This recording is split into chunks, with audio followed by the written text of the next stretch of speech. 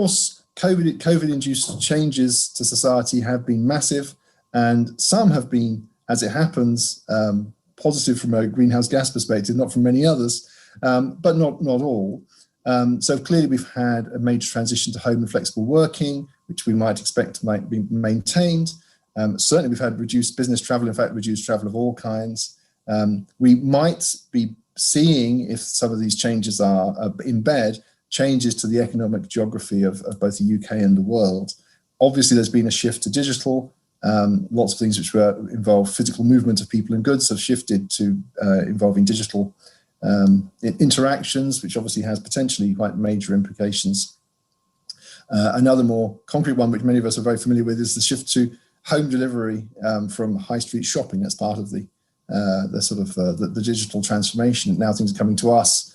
Is that actually a positive thing? Can it be made to be a positive thing from a net zero point of view? That's obviously an interesting open question. As I say, some of these may reduce greenhouse emissions, others may not necessarily.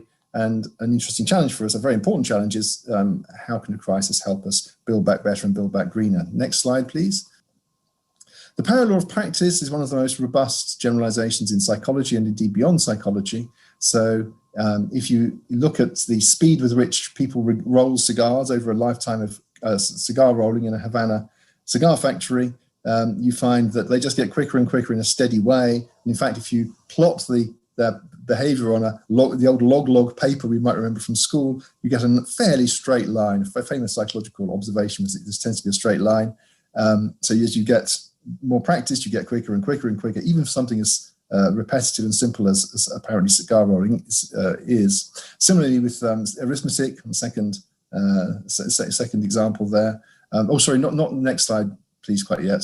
But equally, with these are psychological tasks, but the same patterns arise for technology, and this is true for across all sectors. But solar panels on the bottom left, and in fact across many industries, you see the same thing. The more units, the more times you do something, the quicker, the cheaper, the faster things get.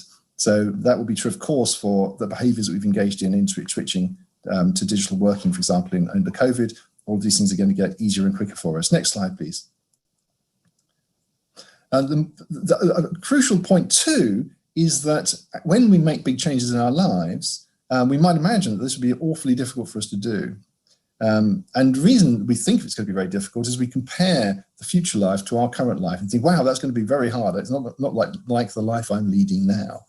And I want to stress that indeed the mind is very interested in comparisons, but that allows us some hope that we can, by changing the comparisons we care about, we can actually adapt much quicker than we think. So on the left-hand side, you have a picture of what is actually a perfectly uniform grey bar, but it looks very dark at one end and light at the other, and that's because the background is changing. When you're comparing a bit of grey to a light patch, it looks dark. When you're comparing it to a blackish patch, it looks light. And that's a very general fact about human behaviour. As, for example, we all get richer as time goes by, so this is a graph, I think, from US data, as people get richer, their life satisfaction, in fact, is remarkably stable. It's the same problem that, or the same phenomenon, that your comparison is continually shifting. But that also means, so as everybody, including yourself, gets better off, you think, well, I'm just sort of about the same as everybody else. I'm equally happy with where I am. But that means that when we're changing our behaviours radically, for example, we're working from home more or we're traveling less, we can actually adapt often much faster than we expect. And similarly with things like climate changes of diet and other behaviours. So we imagine that how things are now is how we always want them to be, but actually we are remarkably adaptable. Next slide, please. And the final point I want to make is that we can renegotiate the rules by which we live extremely quickly. It's very natural for us to think that we have a particular way of living and it could be the only way. So if we're going to have, if business people want to have meetings, they have to meet in person, they have to fly across the globe to do it. We found that there are alternatives and we're using one now. And I think our ability as individuals and groups of individuals and as a society to shift our social norms by common consent is remarkably impressive. Final slide, please. So just to summarize briefly, the challenge of building back greener is absolutely urgent.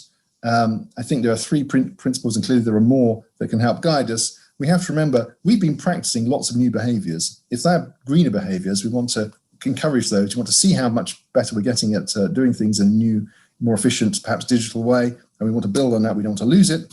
We want to recognise that doing things differently, living differently, can actually be something we can adapt to quite quickly. And we also should note, and this COVID has been a tremendous example of this, that we can renegotiate how to live with common consent and common will, and we can do it pretty quickly. And that's something that gives us some hope in the context of